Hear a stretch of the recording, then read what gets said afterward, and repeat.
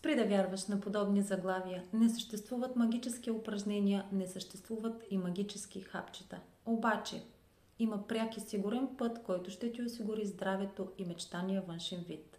Ако искаш да научиш повече за него, остани до край.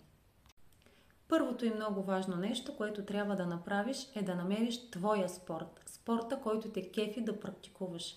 Спорта, за който осъзнато и с огромно желание ще направиш място в живота си.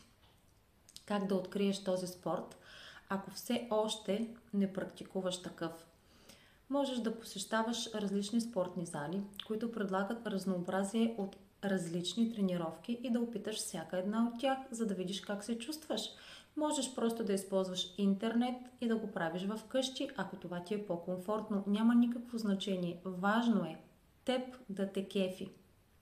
Ако все пак си спортуващ и това не ти носи удоволствие, струва се да се замислиш дали правиш това, което ти харесва, или просто гониш тенденции. Защо е важно да ти харесва? Защото ако правиш нещо, което не те кефи, което не те удовлетворява, което те натоварва, то със сигурност ще дойде време, в което ще го приемаш като задължение. А всяко нещо, което приемаме като задължение и не ни кефи, със сигурност се отказваме от него. Когато се откажеш, ще се демотивираш и ще ти бъде изключително трудно да се върнеш обратно. Второто и много важно нещо – практикувай.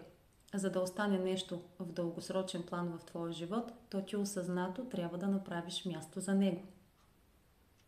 Трето, не се съди. Най-нормалното нещо е, когато започваш ново начинание, да не си добър в него. Разбира се, ако, например, си шофьор, знаеш, че когато си карал шофьорските курсове, ти дори не си знаел къде да държиш краката и ръцете си, а сега ставаш, палиш колата и тръгваш без дори да се замислиш. Същото нещо е и със спорта, както и всяко друго начинание. Затова дай си време и не се съди. Четвърто, изключително важно. Искай от твоето тяло. То е изключително умно и ще ти даде всичко, което поискаш. Защото първо ти си му дал. Нали помниш цитата? Дай и ще получиш. Вярвам, че съм ти била изключително полезна и не забравяй, движението е здраве. Здравето не се продава в аптеките.